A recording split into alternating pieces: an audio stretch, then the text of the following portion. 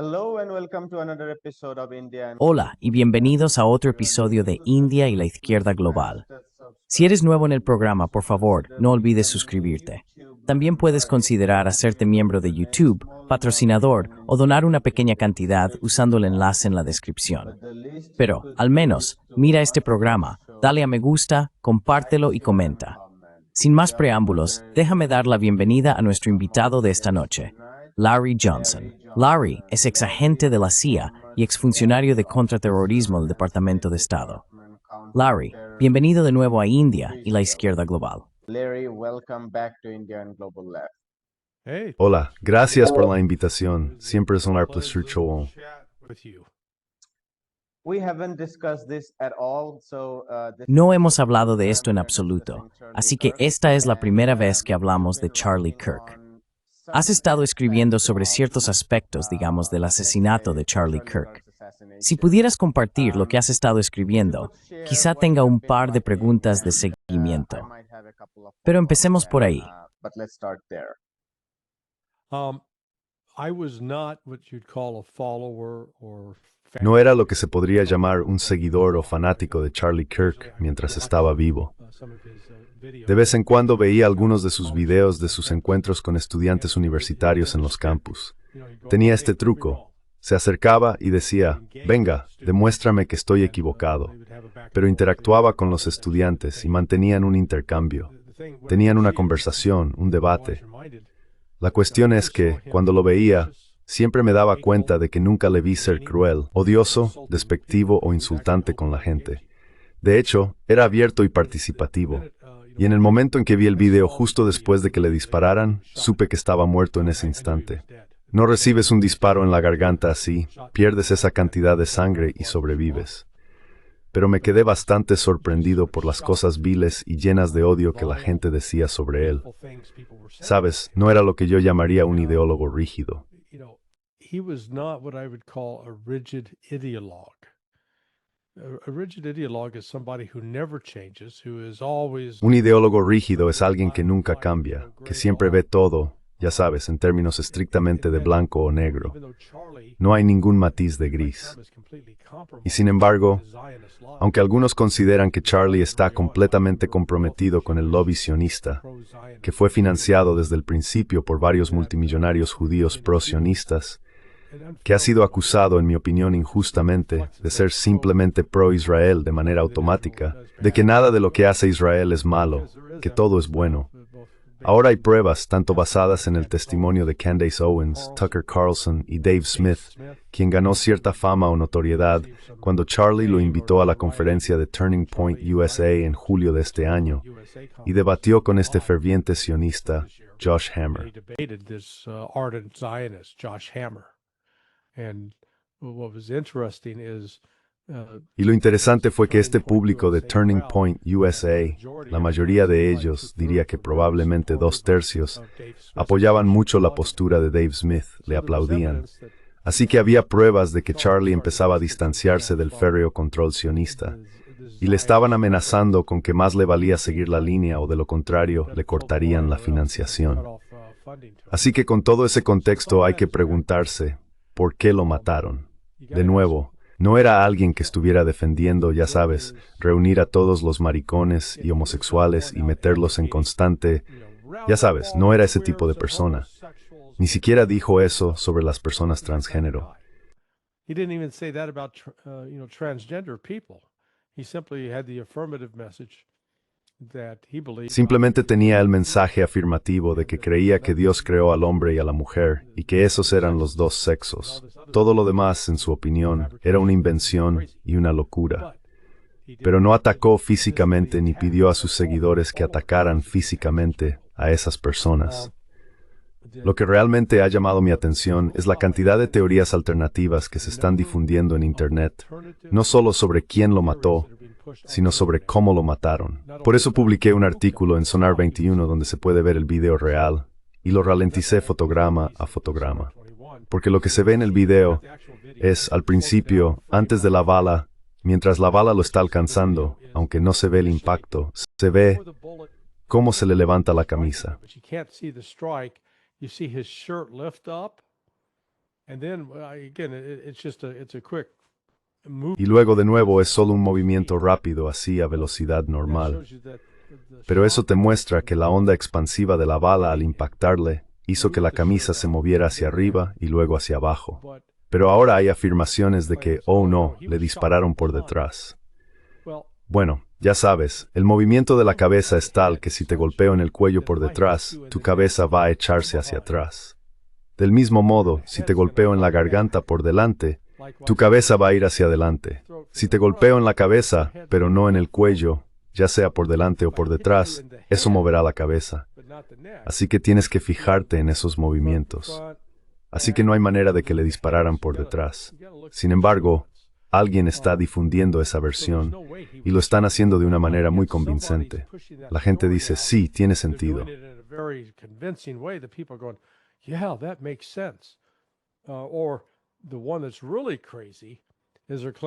O lo que realmente es una locura es que están diciendo que había un tipo al lado que tenía una pistola de palma, una pistola oculta en la mano que podía disparar. Bueno, en primer lugar, tenemos el sonido. Es de la grabación del disparo del rifle. No existe una pistola en el mundo que quepa en la palma de la mano y haga un ruido igual al que escuchamos en los vídeos y grabaciones de audio de ese incidente. Eso para empezar. En segundo lugar, el tipo está al lado. Si le hubiera disparado de lado, habríamos visto su cabeza moverse en esa dirección, no en la otra. Y aún así, esta teoría está ganando fuerza. Así que hay que dar un paso atrás y preguntarse quién está impulsando esto, quién está alimentando esta narrativa. Personalmente creo que este chico, Tyler Robinson, que fue arrestado y acusado del tiroteo, no actuó solo. I don't think he acted alone. By that I mean I think he had either encouraged. Con eso quiero decir que creo que tuvo algún tipo de estímulo o apoyo para llevar a cabo este acto. Y en cuanto a las fuentes de las que provino ese apoyo, tengo una lista de sospechosos, pero no tengo pruebas contra ninguno de ellos. Uno de los temas al principio, yo había especulado que él había desmontado el rifle, lo había metido en su mochila y luego lo había vuelto a montar. Me equivoqué en eso por un par de razones. Primero, hay un video en el que se le ve cojeando, así que lleva el rifle metido en la pernera del pantalón. Y con el rifle en la pernera, aún puede caminar y subir las escaleras sin tener que exponer el arma. Segundo, si desmontas el rifle, corres el riesgo de alterar el ajuste de la mira telescópica.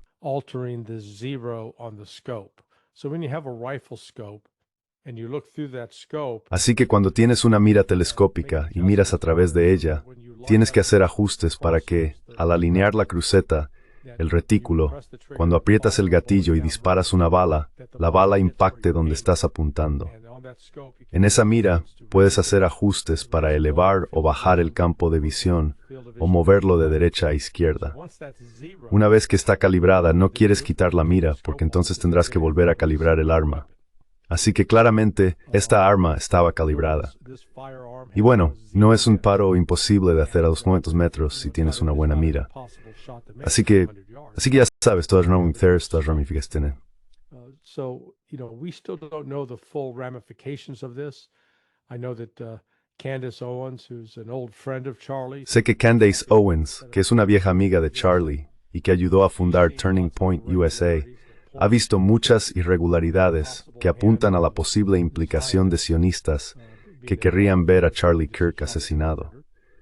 También hay otras pruebas, o llamémoslas pruebas circunstanciales, que relacionan al tío de este Tyler Robinson con el batallón Azov en Ucrania.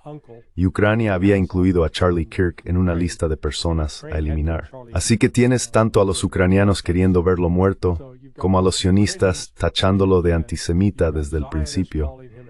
Y luego tienes a la comunidad trans en pie de guerra contra él. Así que hay varios sospechosos. Tenemos que seguir las pruebas para ver quién hizo qué.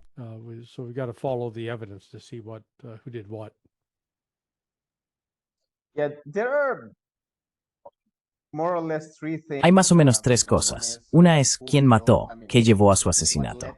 Y como has dicho, hay muchas teorías y especulaciones que van desde Israel hasta Ucrania, pasando por, ya sabes, la llamada izquierda o posiblemente alguien de la comunidad trans o alguien relacionado con esas luchas. No entremos ahí, porque eso es mucha especulación. La segunda, por supuesto, es la propia política de Charlie Kirk, y no creo que su política fuera muy inocua. Quiero decir, yo tampoco he sido seguidor suyo, pero le he visto decir cosas sobre los inmigrantes, por ejemplo. Saying stuff about immigrants, for instance. He called for deportation of 10 million. Pidió la deportación de 10 millones de personas, migrantes, en un llamamiento a una guerra civil literal, o digamos una guerra civil virtual, ese tipo de cosas que son completamente y muy peligrosas.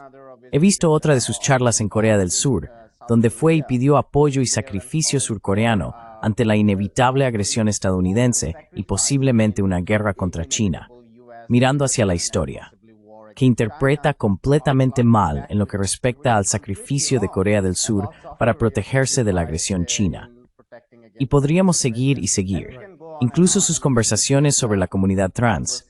Por supuesto, uno habla de lo mala que es la educación estadounidense en general, porque las personas con las que debatía a menudo no lograban exponer sus puntos de manera razonable.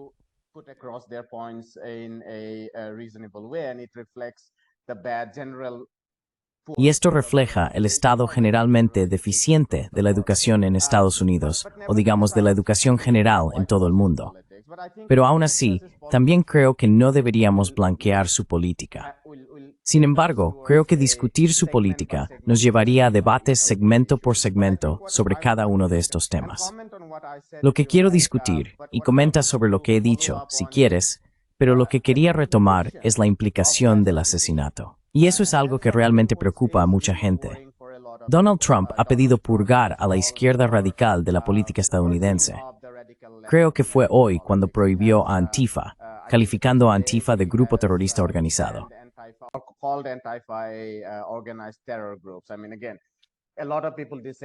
Quiero decir de nuevo, mucha gente no está de acuerdo con algunos de los métodos de Antifa. Chris Hedges, alguien de la izquierda, por ejemplo, no está de acuerdo con Antifa y algunos de sus métodos durante Occupy Wall Street. Pero él dice que no son terroristas. Es decir, sí, a veces cometen delitos menores, como ataques a la propiedad y cosas así. Pero tú eres un experto en el estudio del terrorismo. Dime si crees que son terroristas. Pero en general, la gente tiene mucho miedo de a dónde podría llevar esto, la disidencia, dentro de la política estadounidense. ¿Cuáles son tus opiniones o preocupaciones sobre la purga desde la administración? Y luego quizá tenga una pregunta más de seguimiento. Sure. Well, let me first make a comment about. Claro. Bueno, primero permíteme hacer un comentario sobre la política de Charlie Kirk. Él estaba firmemente en contra de las relaciones homosexuales. Sin embargo, hay una grabación en video. Yo vi la cinta, de hecho, hice una copia porque me pareció destacable. En uno de los eventos de Turning Point USA, un miembro del público, uno de sus seguidores, estaba hablando sobre tomar medidas contra los homosexuales. Y Charlie dijo, espera un segundo. Básicamente, argumentó que está en contra de que el gobierno promueva la homosexualidad como un estilo de vida positivo y algo que todos deberían hacer. Pero también dijo que respetaba el derecho de las personas a tomar decisiones en su vida privada y que eso debía ser respetado. Luego defendió a algunos homosexuales republicanos prominentes.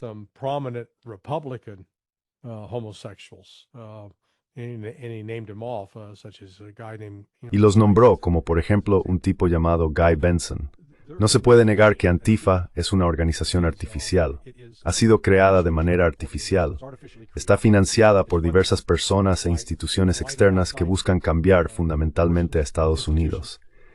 Y sus acciones, sabes, este no es un grupo que protesta por más libertad. No es un grupo que proteste de manera no violenta. Desde luego no son no violentos. Son violentos y han defendido la violencia. Francamente, me sorprende que sea solo ahora cuando Donald Trump ha ordenado al Departamento de Justicia que persiga a sus financiadores para averiguar quién lo financia. Hemos visto lo mismo con Act Blue, sobre lo que investigué un poco. Así que existe toda una red en torno a eso.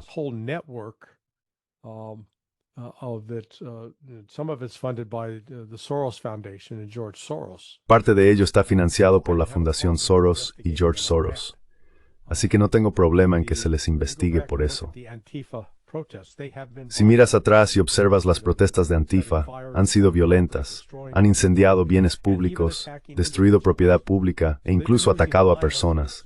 Así que han estado usando la violencia contra civiles. Eso es terrorismo. No se trata solo de individuos protestando. Es un esfuerzo organizado. Yo iría tan lejos como para decir que es una conspiración. Ahora, el problema que tengo con lo que está haciendo la administración Trump es declarar, usando este concepto de discurso de odio, que si dices algo para condenar a Israel o la actividad sionista, eres culpable de discurso de odio.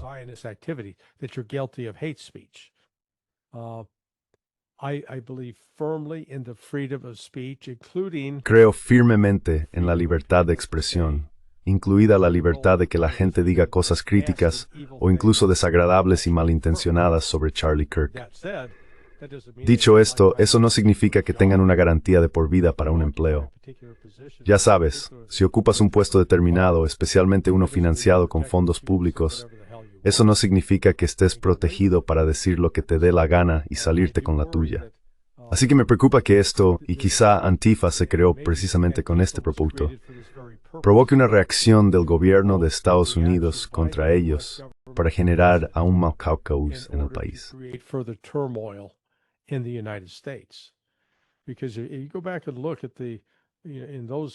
Porque si retrocedes y miras en esas comunidades donde Antifa ha estado particularmente activa, la calidad de vida en esas ciudades ha empeorado, no ha mejorado.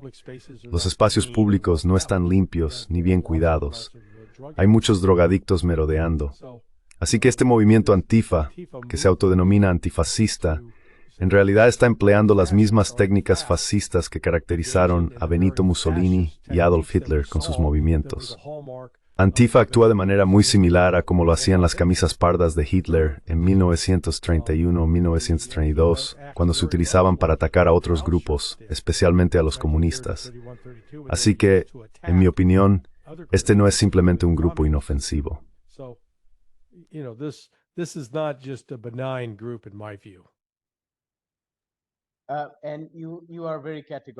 Y usted es muy categórico al definirlos como grupos terroristas. Le pregunto esto porque mucha gente hace una distinción entre individuos dentro de una organización que ocasionalmente recurren a métodos terroristas y la organización en sí siendo calificada como grupo terrorista. Una distinción podría ser que una organización tenga objetivos más amplios, por ejemplo, en el contexto de un movimiento de liberación nacional. Su objetivo podría ser liberar a su nación, pero ocasionalmente podrían recurrir a métodos terroristas. En el caso de Antifa, por supuesto, no se trata de liberación nacional, pero podrían decir que tienen diferentes objetivos de justicia social, etc., y algunos de ellos podrían recurrir a actividades terroristas. Sin embargo, ese no es el objetivo declarado de la organización. ¿Pero usted no haría esa distinción? No, no la haría. Por ejemplo, no considero que Hamas o Hezbollah sean organizaciones terroristas.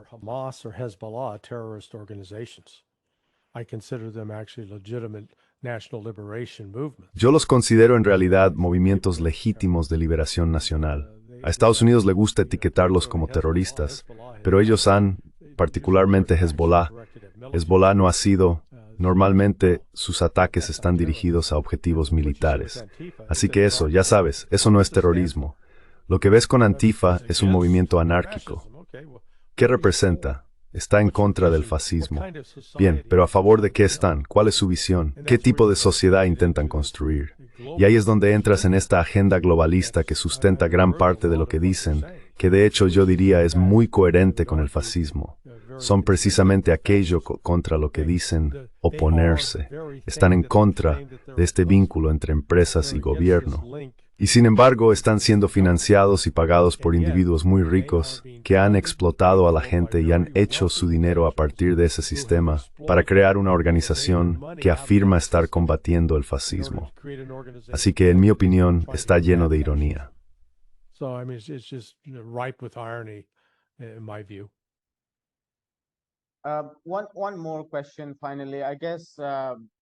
Una pregunta más, para terminar. Supongo que mucha gente está observando los próximos pasos de la administración estadounidense en el contexto más amplio de lo partidistas que han sido al atacar la disidencia en particular. Así que, tanto tú como yo podemos no simpatizar con el New York Times o el Washington Post, pero eso es muy diferente a cuando Donald Trump demanda al New York Times y al Washington Post porque publican algo que no le gusta. Es muy diferente porque cuando el presidente estadounidense arremete contra una prensa que considera disidente, realmente sofoca la disidencia y la democracia, en mi opinión.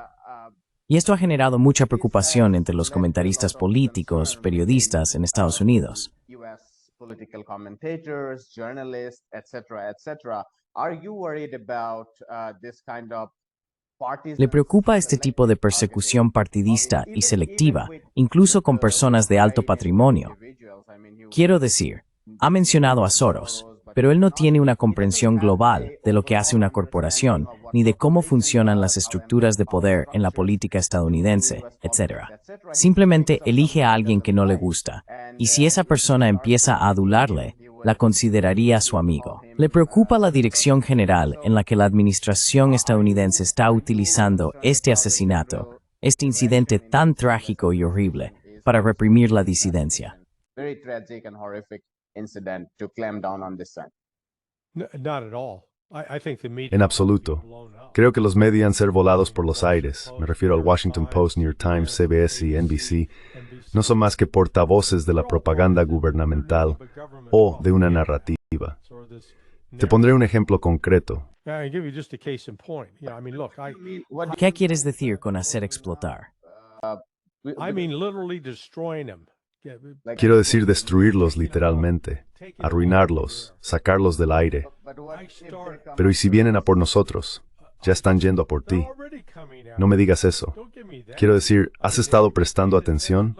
Déjame darte un ejemplo. Dime una sola persona que hable en contra del genocidio en Gaza y que esté permitida en cualquiera de las cadenas estadounidenses. ¿Puedes nombrar a una sola?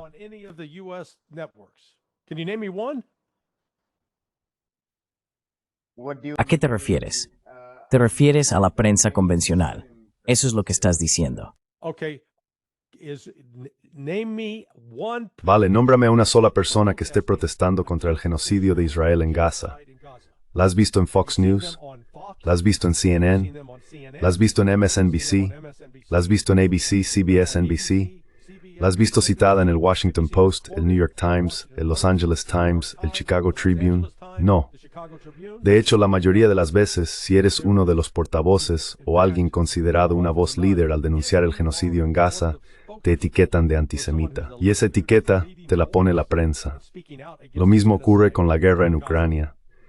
Ya no hay ninguna voz en antena a la que se le permita exponer el caso sobre lo que está haciendo Rusia, por qué lo está haciendo y por qué fue provocada. El único que realmente tuvo algo de presencia en antena fue Doug McGregor. Y eso fue hace 2 años cuando Tucker Carlson aún estaba en Fox News.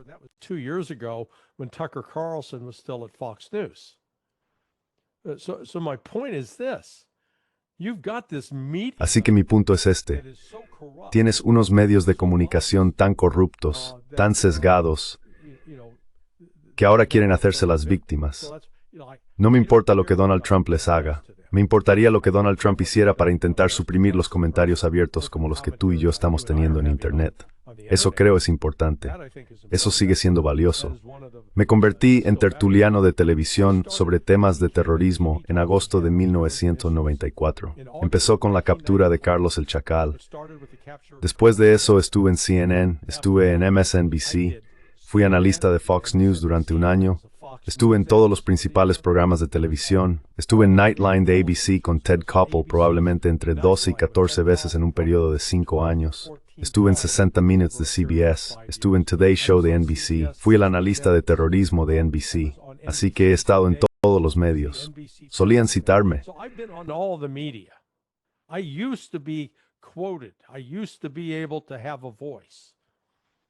Solía poder tener voz. Y luego cometí el pecado imperdonable en 2008. Hablé en contra de Barack Obama y sus vínculos con terroristas domésticos, especialmente Bill Ayers. De repente, ya no era bienvenido en ninguna de las plataformas mediáticas porque había atacado al Chico de Oro. Ahora, sal y mira la lista de personas a las que se les permite aparecer en los programas de televisión para hablar sobre la guerra en Ucrania o la guerra contra los palestinos. ¿Se le permite a Jeffrey Sachs salir al aire? No. Doug McGregor, ¿se le permite salir al aire? No. Ray McGovern? No. Scott Ritter? No. Si seguimos con la lista de personas, Danny Davis? No. Así que de lo que hablo es, ya sabes, Trump va contra los medios por ser parciales. Bueno, lo son. Y han sido parciales en una sola dirección. Te escucho, Larry. Creo que no me estoy de acuerdo, o breves Rao piensan de acuerdo. No se permite ningún desacuerdo. Vale, sí, adelante. Sí, creo que nuestra opinión sobre los medios de comunicación convencionales es exactamente la misma. De hecho, mi opinión podría ser incluso más crítica, dado que también veo a los medios convencionales como parte de grandes corporaciones, cuyo análisis, por supuesto, rechazamos. Así que si es pensando en una reestructuración completa de los medios convencionales, entonces eso tiene que ir acompañado de una reestructuración más amplia de la economía política en general. Así que estamos considerando una reestructuración de la financiación. Estamos analizando cómo, ya sabes. Y luego está, por supuesto, el lado político, al que también nos oponemos, como excluirte si no les gusta tu opinión. Y eso puede abarcar todo el espectro, de izquierda a derecha.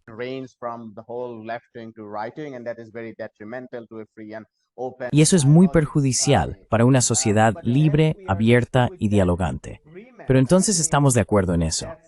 Creo que dicho esto, lo que sí me preocupa es cuando se utilizan los resortes del Estado, no como si se estuviera elaborando una política, un sistema alternativo de transferencias y financiación, por ejemplo, sino que se utilizan demandas por difamación, se utilizan leyes antiterroristas, se utiliza toda una gama de actividades coercitivas para ser selectivos y partidistas a la hora de señalar a veces a periodistas individuales, a veces a plataformas concretas que a ti y a mí puede que no nos gusten. Pero la razón por la que me preocupa es doble. Sí, puede que Jeffrey Sachs no esté en la CNN, puede que Jeffrey Sachs no esté en el Washington Post.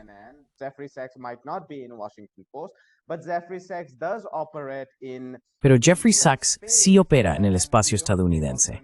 Y no nos tomamos a la ligera el espacio de los medios alternativos, que tú y yo compartimos. Y sí operamos. Y existe un temor latente de que también puedan reprimirnos bajo el pretexto de cosas que no les gustan. Eso es una cosa.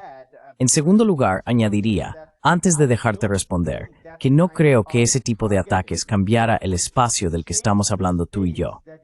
No haría que los medios fueran libres. No haría que el sesgo político se inclinara hacia una mayor apertura. Lo que haría sería crear un espacio muy partidista y divisivo, donde cada vez que una facción u otra dentro de la élite gobernante tome el poder, irán unos contra otros. Y eso es lo que me preocupa.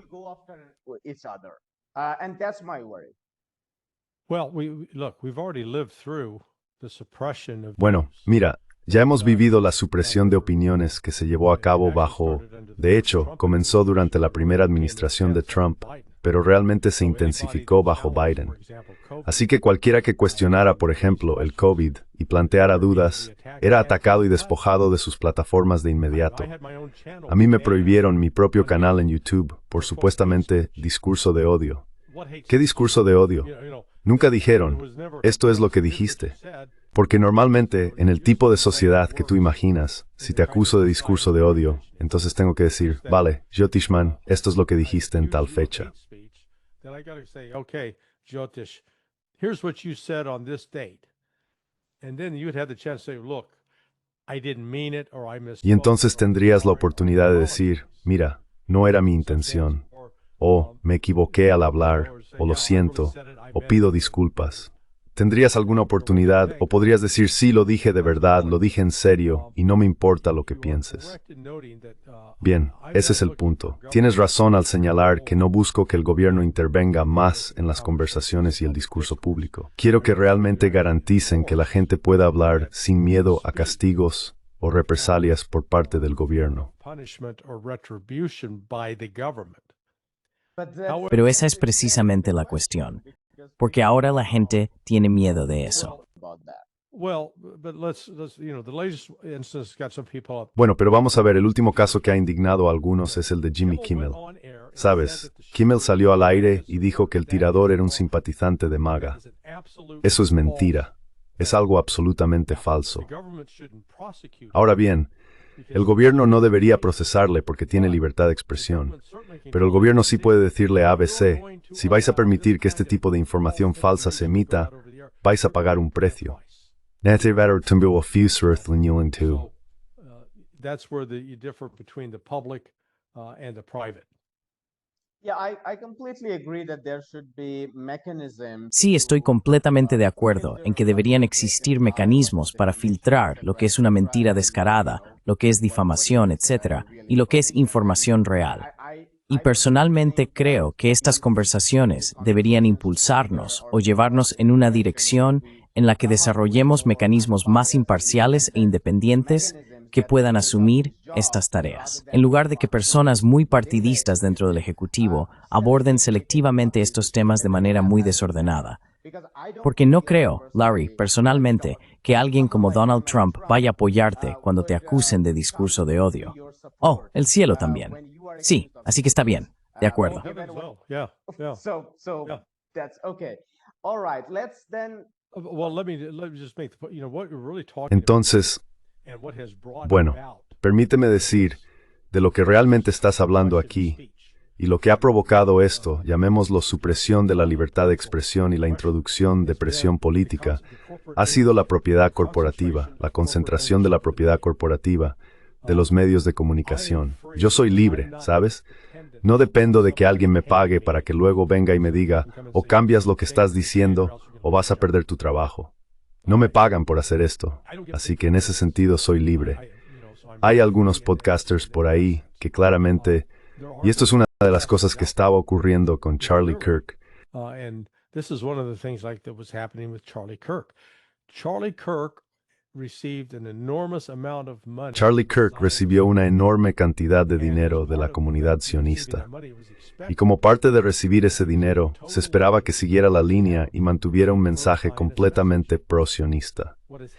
Lo que ha sucedido, y que ahora sabemos, desde julio, es que Charlie Kirk fue atacado por sus donantes porque consideraron que se estaba desviando de ese mensaje al invitar a Megyn Kelly, Tucker Carlson y Dave Smith a hablar en la conferencia de Tepusha. Pero también estaba reconociendo que los mensajes de esos tres estaban calando entre los jóvenes que asistían. Ya sabes, yo los llamo jóvenes, las personas de veintitantos años que estaban presentes.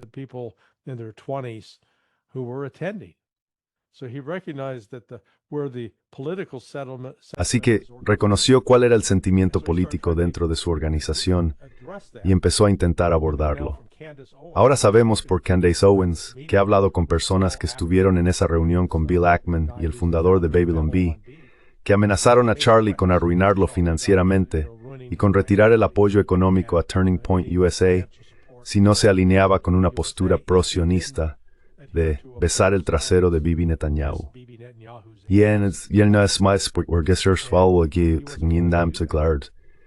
¿Fue eso un factor en que lo mataran?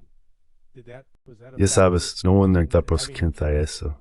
I can see why she would believe that. But again, this being beholden to this money. Pero de nuevo, esta dependencia del dinero, donde pueden dictar lo que vas a decir, en lugar de que tú digas, mira, esto es lo que realmente pienso. Así que tienes razón en estar preocupado, porque ya tuvimos al gobierno anteriormente, bajo Joe Biden, yendo a Facebook, yendo a Twitter, yendo a todas las redes sociales y pidiéndoles que suprimieran las voces de la gente por lo que decían, incluso si era verdad. Así que sí, no creo que el gobierno deba dedicarse a dictar quién puede decir qué, salvo, ya sabes, que es diferente cuando tienes una cadena con licencia pública como ABC, y luego alguien como Jimmy Kimmel sale y dice algo que es completamente...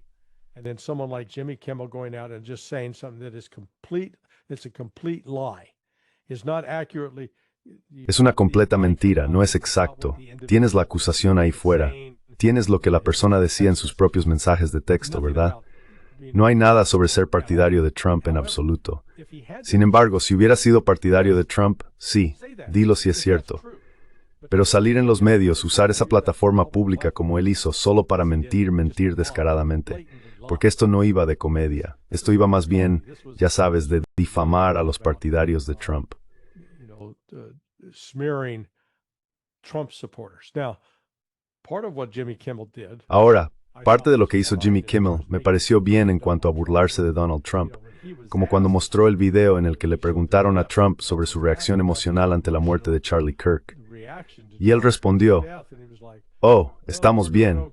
Mira ese gran edificio que estamos construyendo allí."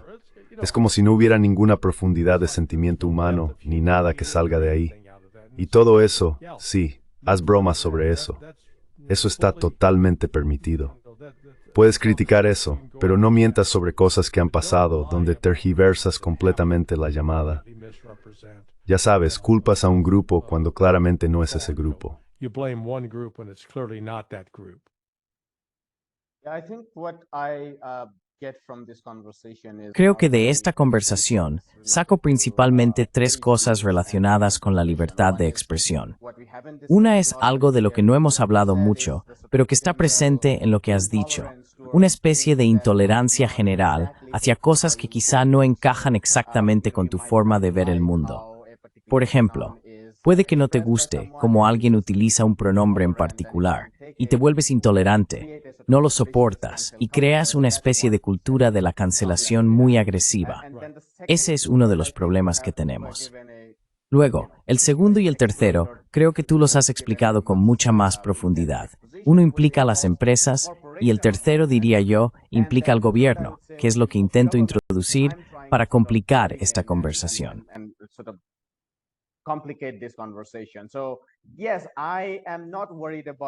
Sí, la verdad es que no me preocupan las corporaciones. No me preocupa la capacidad de The New York Times, The Washington Post o ABC para defenderse de una demanda por difamación. Quiero decir, sí, creo que Donald Trump es partidista y que esa es su perspectiva. Pero sí hay cosas que son una mentira descarada y tenemos que estar de acuerdo en que sí es una mentira cuando se dice que Tyler Robinson es un simpatizante de MAGA. Pero también es una mentira cuando mucha gente, desde secretarios hasta grandes think tanks como American Compass, Heritage Foundation, etc., también han estado mintiendo al decir que se trata de un lunático de izquierdas. No tenemos pruebas de ninguna de las dos cosas. Pero no hemos visto al Estado actuar contra un conjunto de mentiras, mientras que puede que tengas razón en cuanto a los hechos, al actuar contra el otro conjunto de mentiras. Así que de ese partidismo es de lo que estoy hablando.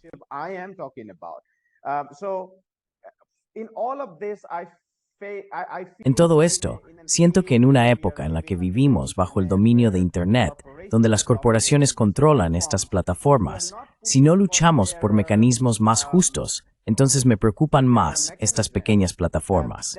200,000, 300,000 suscriptores, escritores de opinión individuales en Substack como tú, que quizás no tengan la influencia de CNN o Fox News. Pero en conjunto, si sumamos el total de todas estas plataformas más pequeñas, sí creo que están cambiando la opinión pública y están reestructurando nuestro mundo para mejor. Y no veo cómo este tipo de respuesta arbitraria y reaccionaria, ya sea Joe Biden o Donald Trump, a quienes veo como facciones similares de las élites gobernantes, si estos mecanismos arbitrarios, en nombre de proteger la libertad de expresión, en nombre de luchar por los hechos, están ayudando a nuestra causa.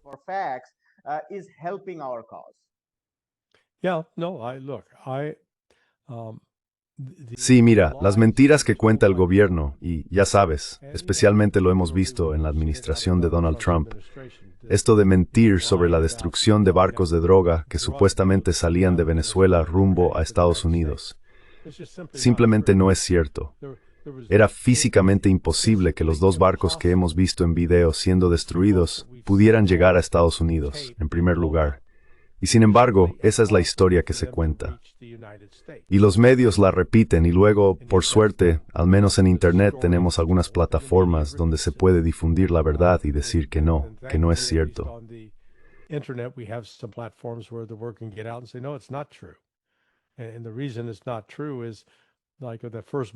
Y la razón por la que no es cierto es que, por ejemplo, la primera lancha que hicieron explotar tenía 4 motores fuera de borda. La capacidad total de combustible de esos motores es de unos 220 galones. La lancha en sí puede recorrer con ese combustible unos 230 o 240 millas. Bueno, la distancia desde Venezuela hasta, por ejemplo, Cayo Hueso, Florida, el punto más al sur de Estados Unidos, al menos en el lado atlántico, es de unas 1.300 millas. Así que solo haz los cálculos. Vas a necesitar aproximadamente 5 veces más combustible del que llevas a bordo. Si lo pusieras en bidones de 5 galones, necesitarías unos 340, creo, según lo que calculé. You need about 300 of them. 340, I think, is what I calculated. That'd fill up the entire boat. There'd be no room for drugs. Eso llenaría todo el barco. No habría espacio para drogas. ¿Y qué haces con el resto? O sea, cosas tan simples como esa. Nos mienten sobre eso. Nos mienten sobre la guerra en Ucrania. Vimos a Keith Kellogg el otro día.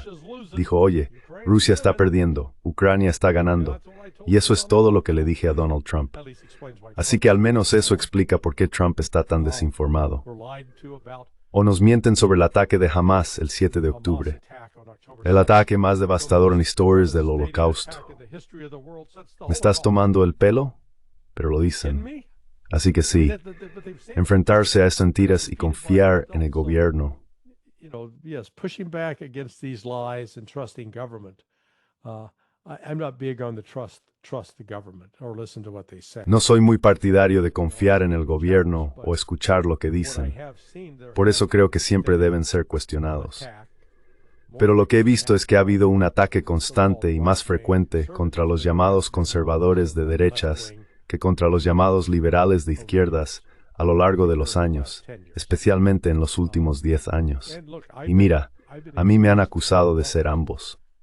Los republicanos me han atacado por ser un conservador de tendencia izquierdista y un chiflado porque tuve la osadía de protestar contra la humillación de Valerie Plame y los ataques a ella y a su marido por oponerse a la guerra de Irak.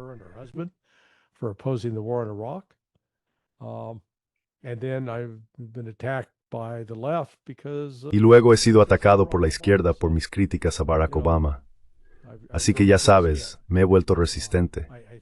Pero creo que el principio más amplio del que hablas es el valioso, que el gobierno no debería interferir en el ejercicio de la libertad de expresión, incluso si no le gusta lo que se dice. Hay otras vías. Hay que proteger a las personas incluso cuando están equivocadas. Pero eso no significa, como en el caso de Jimmy Kimmel, que tengo un derecho inalienable y otorgado por Dios a presentar un programa que está licenciado por el gobierno.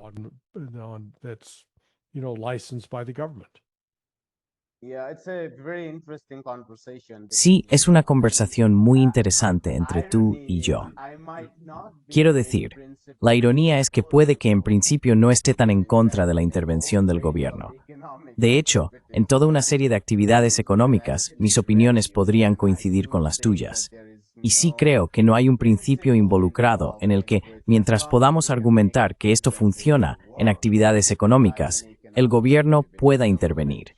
Y esto es lo que creemos en la izquierda, a diferencia de la derecha, que piensa que existe un principio divino que no puede ser violado respecto a la propiedad privada.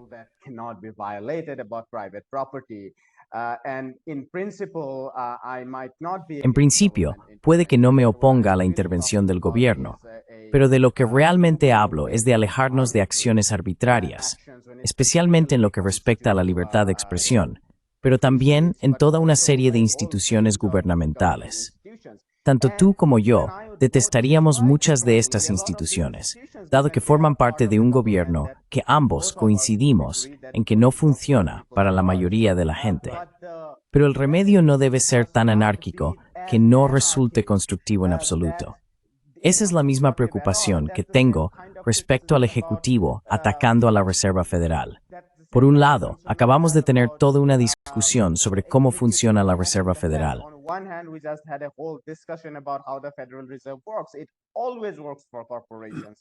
Siempre funciona para las corporaciones y los multimillonarios. Operaciones de mercado abierto, operaciones de balance, cómo reestructuran el crédito. No piensan en tu educación, no piensan en tu hipoteca, piensan en la rentabilidad corporativa, etc. Así que, si quieres que dé una charla sobre la Reserva Federal, podría pasarme 3 horas hablando de cómo la Reserva Federal forma parte de esta tiranía corporativa y del capitalismo que consideramos negativo. Pero al mismo tiempo, cuando Donald Trump entra y ataca a Liz Cook o ataca a Jerome Powell, no está hablando de estos intereses mayores que están en juego.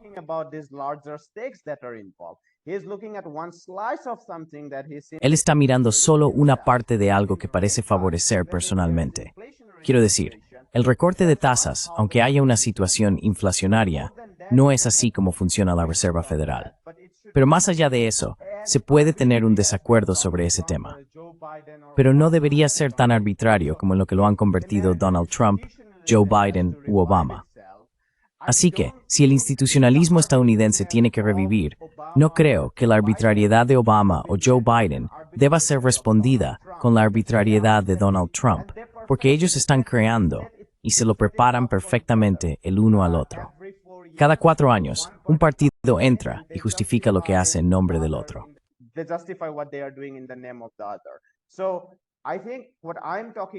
Así que creo que de lo que hablo es de establecer mecanismos transparentes, mecanismos independientes, instituciones que sean relativamente más justas. Hay que tener mucho cuidado con cosas como la censura. Hay que tener mucho cuidado con el etiquetado institucional de individuos.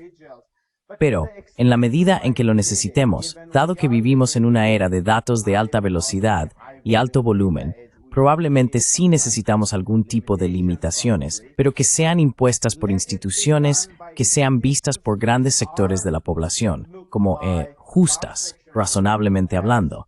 Quiero decir, institucionalmente, puede que no sean completamente justas, pero los tribunales son un ejemplo perfecto.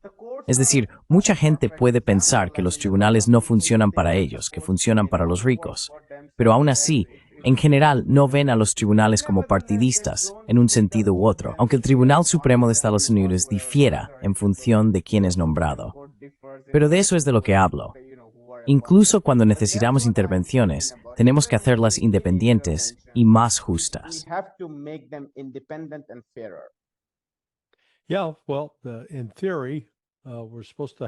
Sí, bueno, en teoría se supone que debemos tener leyes y ciertas, ya sabes, en Estados Unidos, protecciones constitucionales.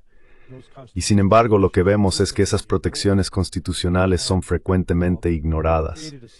Y ya sabes, hemos creado un sistema en el que nos permitimos la fantasía de que tenemos un sistema capitalista libre, cuando en realidad lo que tenemos es lo que yo llamaría una forma de socialismo o socialismo controlado por el gobierno, porque no es una economía de mercado que realmente favorezca a los más creativos, los más brillantes, los más innovadores.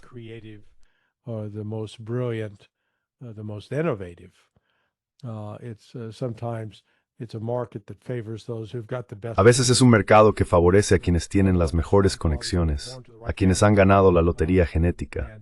Nacieron en la familia adecuada, y eso no tiene nada que ver con el mérito personal. Sin embargo, todo esto puede volverse irrelevante con el caos económico hacia el que se dirige Estados Unidos, porque no se puede seguir acumulando una deuda masiva. No es solo que el déficit federal sea, ¿qué? 37 billones y subiendo. Cuando sumas las deudas corporativas y de las familias e individuos, nos tenemos de repente en sociedad completamente esclavizada por tener que pagar intereses y a tipos de interés exorbitantes, además.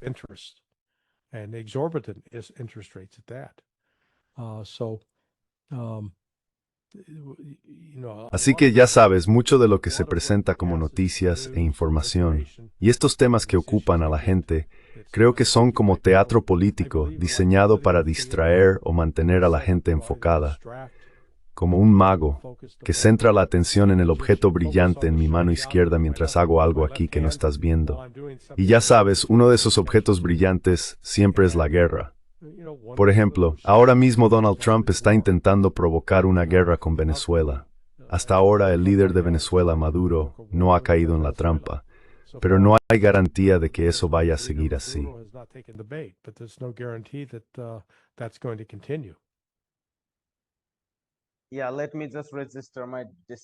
Sí, permíteme expresar brevemente mi desacuerdo diciendo que no comparto tu definición de socialismo y capitalismo, aunque estoy completamente de acuerdo con lo que has descrito como la realidad. Creo que ambos coincidimos en que el sistema no recompensa al mercado en el sentido en que tú y yo pensamos que debería hacerlo, es decir, que debería basarse en el mérito. Por otro lado, se basa en el acceso, los contactos, el dinero, etcétera, etcétera. También me llamó la atención que mencionaras el crédito familiar y el crédito corporativo, porque eso es algo de lo que la gente de derechas generalmente, y no estoy diciendo necesariamente que tú seas de derechas, pero desde luego no eres de izquierdas, no suele hablar.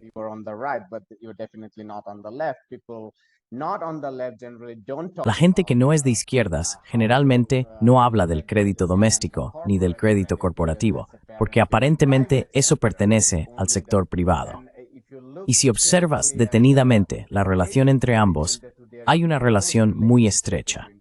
De hecho, después de 2008 y 2009, desde que ese tipo de expansión desmesurada del mercado inmobiliario y del mercado de repos se detuvo bruscamente, el déficit del gobierno aumentó porque tuvieron que compensar a la clase acreedora por la reducción de la deuda corporativa y la deuda de los hogares.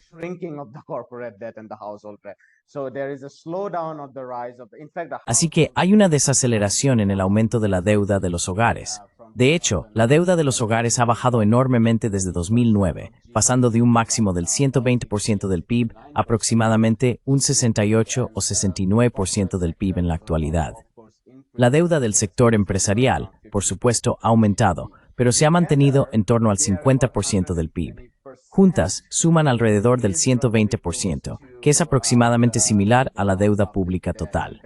Y ese aumento de la deuda pública ha compensado la disminución de la deuda de los hogares, lo que en la práctica ha protegido a la clase acreedora. Todo esto es para decir que no discrepo contigo en el análisis de la realidad, aunque pueda no estar de acuerdo en cómo definimos capitalismo y socialismo. Pero no creo que eso sea sí. Bueno, déjame hacerte una pregunta personal. ¿Tienes algún préstamo estudiantil? No, ajo. Ambers, the actor reviewers the two aggressive Athene. Okay, well, and good on you. See, Bien, y me alegro por ti. Mira, cuando fui a la universidad de Missouri, así que una universidad pública. Mi matrícula anual, creo que lo máximo que pagué, quizá el último año, fue como $600 por semestre. Ahora tenemos jóvenes que van a la universidad y están pagando $30,000, $40,000, $50,000.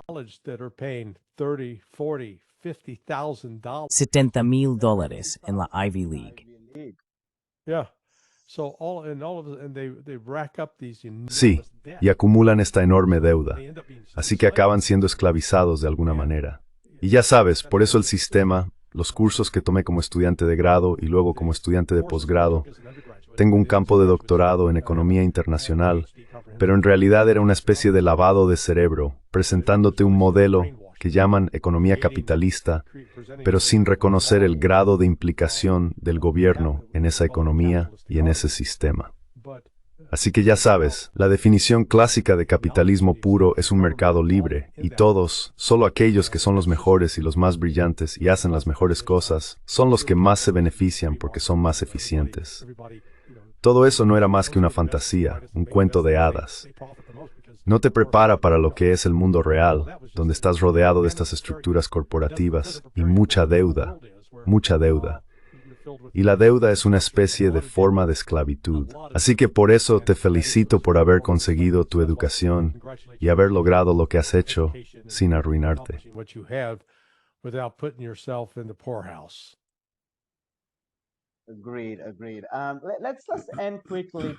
De acuerdo. Terminemos rápidamente porque sé que has sido muy generoso con tu tiempo.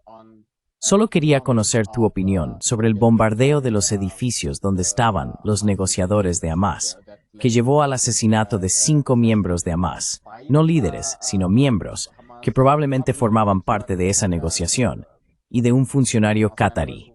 También hemos visto un acuerdo de defensa mutua entre Arabia Saudí y Pakistán, que ha surgido a raíz de este simiente.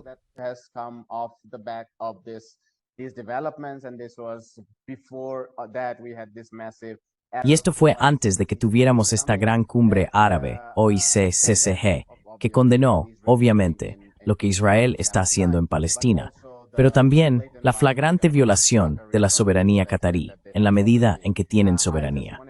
Solo quería conocer tu respuesta sobre cómo ves estos acontecimientos y cuál crees que es la señal para los estados árabes, en particular los estados del Golfo, que podrían estar dando por sentada la protección de los estadounidenses. ¿Están reconsiderando la protección que reciben de los estadounidenses ante estas flagrantes violaciones de la soberanía catarí?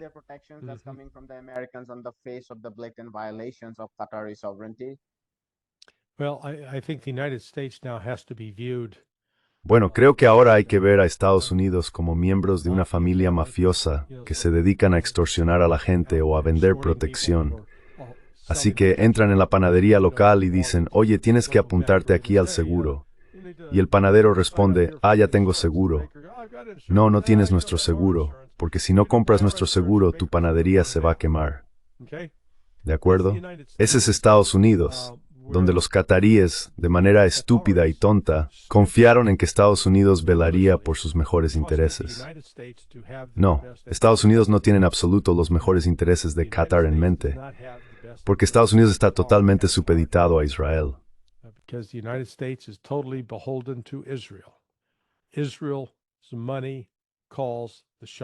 El dinero de Israel manda en Estados Unidos.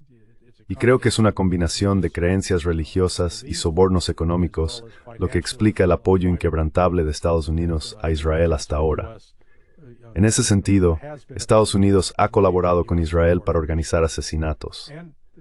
Creo que Estados Unidos estuvo directamente implicado en el asesinato de Hassan Nasrallah, el líder de Hezbollah, porque fueron alentados a hacerlo. Él se estaba reuniendo con sus altos mandos para discutir una propuesta de alto el fuego. Tenían sus teléfonos, usaron los teléfonos para localizarlo.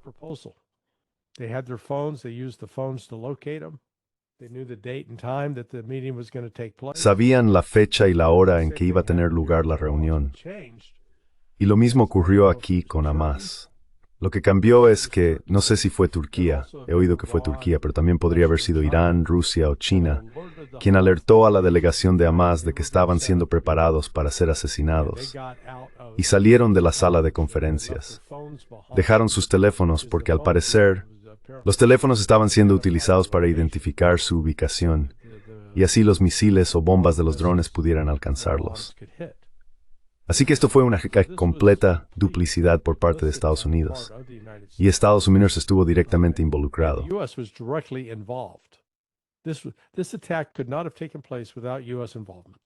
Este ataque no podría haber tenido lugar sin la implicación de Estados Unidos debido a la base aérea de Al-Udeid. En esa base se encuentra lo que se llama el Centro de Operaciones Aéreas Combinadas, el CAOC, que supervisa todos los vuelos en la región, incluidos los vuelos en Irán, Siria, hasta la frontera turca, Jordania e Irak. Así que sabían absolutamente que esto iba a suceder y que se avecinaba.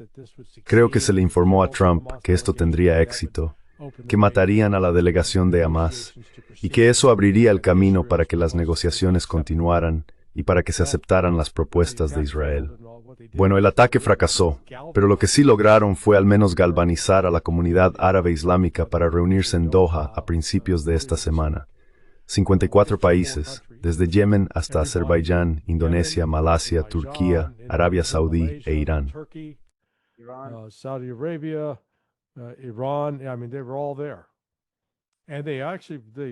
Quiero decir, estaban todos allí, y de hecho creo que produjeron una declaración muy completa e importante. Ahora bien, ¿podrían haber hecho más? Oh, absolutamente. Podrían empezar imponiendo un embargo total, todos esos países aplicando un embargo completo a Israel. Y eso significa que Turquía y Azerbaiyán tendrían que dejar de suministrar petróleo a Israel. Así que si Israel deja de recibir petróleo de esos países, tendrá un problema que afrontar. Pero sí pusieron sobre la mesa la propuesta de expulsar a Israel de las Naciones Unidas. Eso debería hacerse ya. No deberían esperar. Eso debería ser el estándar. El hecho de que incluso el rey Abdalá de Jordania estuviera presente en la reunión y en la declaración final reconociera su papel como protector de los lugares islámicos en Jerusalén, especialmente la mezquita de Al-Aqsa, es significativo.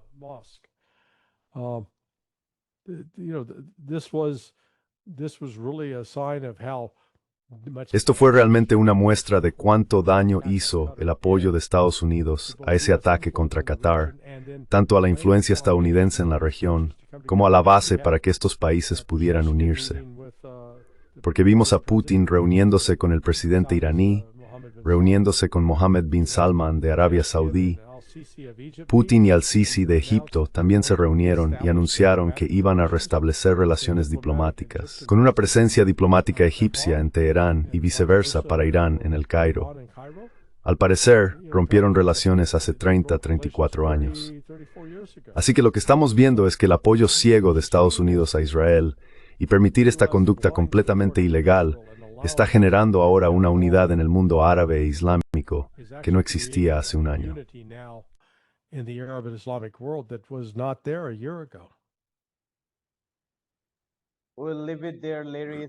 Lo dejamos aquí, Larry.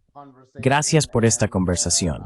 Y me alegro de que hayamos podido intercambiar opiniones, manteniendo el espíritu de que no necesariamente tenemos que estar de acuerdo en todo, y que podemos hablarlo en vez de dispararle a alguien en el cuello. Sí. Quiero decir, ya sabes la importancia de tener un diálogo e intercambiar ideas. Quién sabe, puede que aprenda algo de ti, aunque seas un jovencito.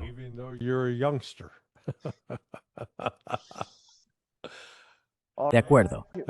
Gracias por invitarme, lo agradezco. Gracias de nuevo, Larry. Que tengas un excelente resto del día. Adiós. Adiós, amigo. Nos volveremos a ver. Hola, me llamo Ayushman.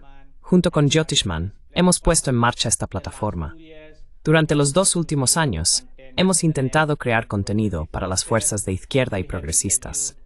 Hasta ahora, hemos entrevistado a economistas, historiadores, comentaristas políticos y activistas. Si te ha gustado nuestro contenido hasta ahora y quieres que construyamos un archivo para la izquierda, tengo 2 peticiones para ti. Por favor, considera hacer una donación a la causa. El enlace está en la descripción de abajo. Además, si no puedes hacerlo, no te sientas mal. Siempre puedes dar like a nuestros videos y compartirlos con tus compañeros. Por último, no olvides suscribirte al canal. Don't forget to hit the subscribe button.